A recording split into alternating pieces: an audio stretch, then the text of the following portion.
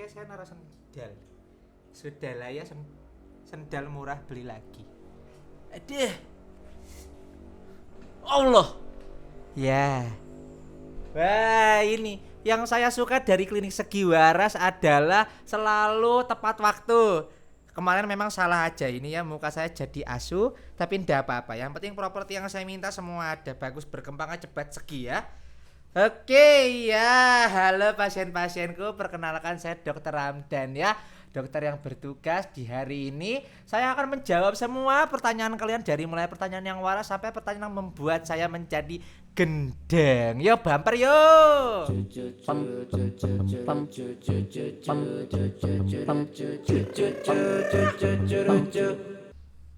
Ih, bagus ya, seneng saya lihatnya. Ya, oke ya. Ya karena seperti biasa ya, DM saya itu masih kosong, belum ada yang nanya. Jadi ya enggak apa-apa, saya ngarang lagi aja pertanyaannya. Tapi episode ini spesial karena kita akan mengomongkan, membicarakan dan berdiskusi tentang pantat. Pantat. Ya, segala yang berhubungan dengan pantat akan kita bahas hari ini ya. Jadi kalian eshol ya. Kalian yang punya masalah dengan pantat apapun itu ya, harus mendengarkan podcast ini, acara ini. Oke, lanjut ya, tidak berlama-lama, kita mulai dari pertanyaan pertama. Dok, mau nanya, silakan. Apa bener dok, kalau habis duduk terus bekas tempat duduknya itu anget, artinya ntar anaknya bakal banyak? Sekian, terima kasih. Nah ini nih ya, ini tidak tahu saya dari mana asalnya, ini pendapat-pendapat seperti ini. Orang zaman dulu itu kalau ngomong itu tidak pernah disaring mungkin. Apa orang zaman dulu belum penemuan saringan ya? Ngomongnya tidak pernah dipikirin masa depan tuh orang bakal menganggap ini seperti apa. Belum ada mungkin ya, belum di ini saringan itu ya. Oh iya, zaman dulu kan Naruto belum ada kan? Saringan.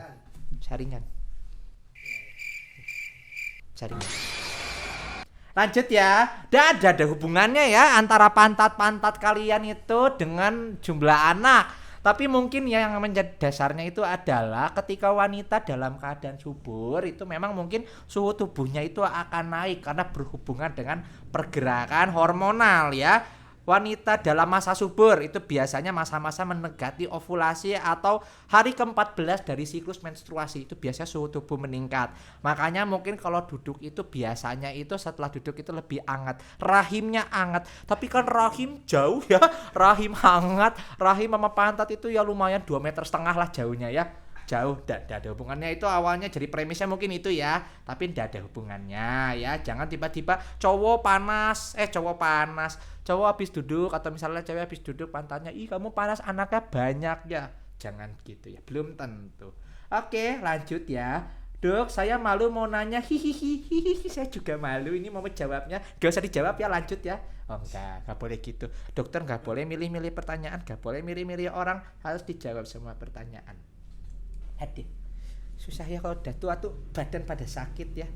Dok, kalau tumbuh bulu di pantat itu normal gak sih dok? Terus normalnya seberapa panjang ya? Tumbuh bulu di pantat ya, itu normal ya. Kamu kameramen, kamu bengong-bengong, pantatnya ada bulunya gak? Ada kan? Normal ya. Cowok ada bulu, saya juga ada. Ayo, ada bulunya kan semua di pantat? Ya, cewek-cewek juga ada ya, cewek-cewek juga ada ya. Udah di waxing. Nah, itu di waxing itu gimana waxingnya ya? lanjut ya. Itu normal ya, normal. Dan itu bulu-bulu, seluruh bulu dalam tubuh kita, baik yang di dalam maupun di luar, itu semua ada fungsinya. Rambut itu merupakan bulu. Kita ngomongnya bukan bulu ya, salah ya. Istilah bulu itu digunakan pada unggas ya. Tahu unggas itu apa? Belajar biologi. Unggas itu burung, bebek ya, soang, angsa, itu namanya unggas. Kalau misalnya pada yang seperti ini namanya rambut. Ini rambut mata, bukan bulu mata sebenarnya. Cuma orang Indonesia kadang ngomong suka ngasal kayak orang zaman dulu tadi ya. Semua rambut dalam tubuh kita itu ada fungsinya. Alis ini menahan supaya tidak ada keringat yang masuk mata, sama bulu mata juga debu nggak masuk mata. Bulu hidung juga ini ya buat ntar kalau ada lalat masuk kita ingusan licin dia pegangan ke sini gantung-gantung gitu di bulu hidung. Ya, ndak ya. Itu biar kotoran itu nyangkut gak langsung tersedot. Itu ada fungsinya semua. Bulu kemaluan juga biar keringatnya nggak langsung masuk ke tempat kemaluan, bintar bikin dia jadi gatel-gatel. Itu semua ada fungsinya. Termasuk bulu pantat ya. Bulu pantat itu fungsinya agar pantat kiri dan pantat kanan tidak saling bersenggolan, bergesekan, ntar dia lecet. Nah itu ya ada fungsinya. Terus juga mencegah kotoran dari luar itu masuk ya. Jangan kalian anggap semua yang kalian pakai itu bersih, ada aja kotor-kotorannya ya, mungkin cepirit-cepirit dikit itu ya. Termasuk ya bulu-bulu lain itu semua ada fungsinya ya. Termasuk bulusukan ya, bulusukan mencari dukungan rakyat. Itu ada fungsinya.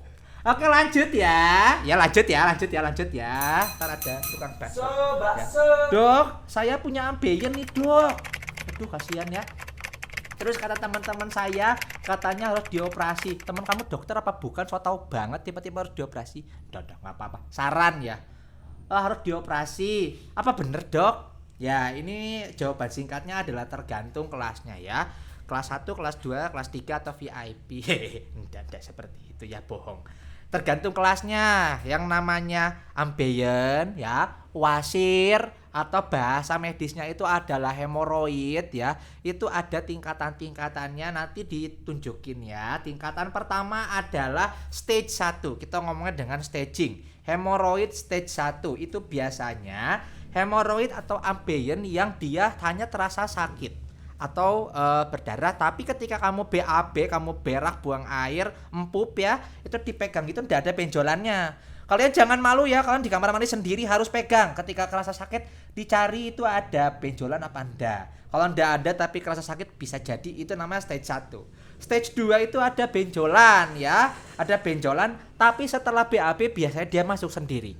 Jadi ketika enggak BAB, kamu pegang-pegang, colok-colok gitu ya. Gitu. Ya. Kalau ada benjolan pas lagi BAB, tapi setelah tidak BAB tidak ada benjolan, itu masuk stage 2 ya, muncrat. Stage 2. Kalau stage 3 itu biasanya ada benjolan dan kalian harus memasukkannya secara manual. Nah, itu stage, jangan ketawa. Itu kalian merasakan, saya pernah merasakan loh itu ya. Namanya kalian yang berat badannya berlebih ya. Atau misalnya kalian yang sering duduk ya kerjanya Mandalika. Kalau misalnya kalian sering duduk lama, duduk depan komputer, nah itu juga biasanya bisa terjadi hemoroid ya. Hati-hati makanya nih ya, editor ini paling sering ini nggak pernah gerak, perutnya buncit ya. Sama saya juga. Nah, harus manual, itu masuknya stage 3. Ada lagi yang stage 4 ini yang paling berbahaya, itu mau dimasukin pakai apapun juga dia tidak masuk lagi. Itu kasihan, itu stage 4. Kalau ditanya mana yang harus dioperasi itu adalah stage 3 dan stage 4. Karena sangat mengganggu sekali, namanya benjolan kewer-kewer gitu di pantat ya. Ya udah kewer-kewer sih sebenarnya. Cuma sangat mengganggu, duduk kalian ndak enak, sakit, bisa berdarah juga. Wah, ndak enak. Nah, harus segera ke spesialis bedah ya. Jangan lupa. Stage 5 tamat, final season. Final season badalah iki banyak bercanda. Ya gitu ya. Pertanyaan selanjutnya, Dok, gimana sih konsistensi sama warna empuk yang normal? Wah, pertanyaannya intelek, bagus ya. Tumben ya pertanyaan hari ini bagus-bagus ya, cuma bulu pantat tapi bahasanya juga saya bagus ya. Bagus ini ya tumben. Bagus, saya senang ini seperti ini. Tapi seperti biasa saya jawabnya gendeng. Kalau enggak laku ntar podcastnya. Ya, pemeriksaan feses atau pemeriksaan empuk atau berak itu ya sebenarnya itu banyak indikator yang dinilai, dari mulai konsistensinya, warnanya, bahkan baunya. Orang lab itu bener-bener mencium yang namanya bau empuk itu dicium loh mereka. Enggak, tapi dikipas-kipasin ada baunya sedikit. Karena apa? Baunya itu merupakan salah satu kunci diagnosa juga. Jangan sembarangan kalian ya, makanya ya makan ya. Tapi memang semua itu tergantung dengan apa yang kita makan ya. Kalau kita makannya jorok ya baunya juga kadang bisa bau busuk. Kalau misalnya kalian makannya sayur, empuknya kadang keluarnya sayur lagi kayak kangkung kemarin, itu sama seperti itu ya. Selain itu yang dicek juga ada sel darahnya apa ndak, ada parasitnya apa ndak. Nah itu karena penting sekali untuk menuju kepada diagnosa. Nanti empuk kalian itu digesek-gesek yang namanya ke objek glass ya, dilihat di mikroskop, entah dilihat ada parasitnya apa enggak. Bukan yang buat lompat pakai pesawat gitu, bukan ya. Udah cukup di empuk kalian, gede banget. parasit bukan parasut ya. Ketawa dong kalian, ketawa dong. Susah. Ya, kalau misalnya ditanya yang normalnya seperti apa, dalam istilah kedokteran itu namanya ada Bristol stool chart ya. Nanti ditunjukin lagi di sini. Bristol stool chart itu dia menunjukkan bagaimana konsistensi empuk yang normal itu seperti apa. Tapi singkatnya ya, biasanya bentuk-bentuk yang normal itu adalah empuk yang kayak sosis. Ya, dia memanjang, halus, lembut, ya kamu lus-lus aja, dia meong-meong kayak gitu. Udah ya, jangan dia kotor, bau, ya. Dia halus atau misalnya dia panjang seperti sosis tetap ada pecah-pecahannya sedikit itu enggak apa-apa, itu normal juga ya. Kalau misalnya empuknya kayak EMB ya, EMB kambing ya, wedus.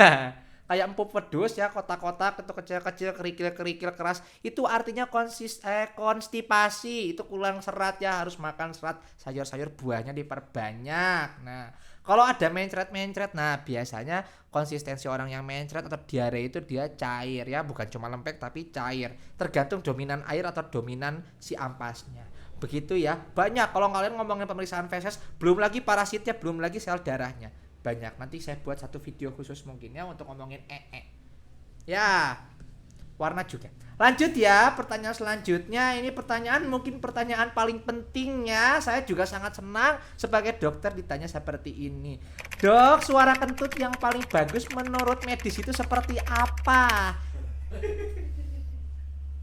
Saya bingung mau menjawab seperti apa ya. Suara kentut yang bagus menurut medis seperti apa? Nadanya cek res minor ya, cek res minor 7. Itu ya suara kentut yang paling baik ya.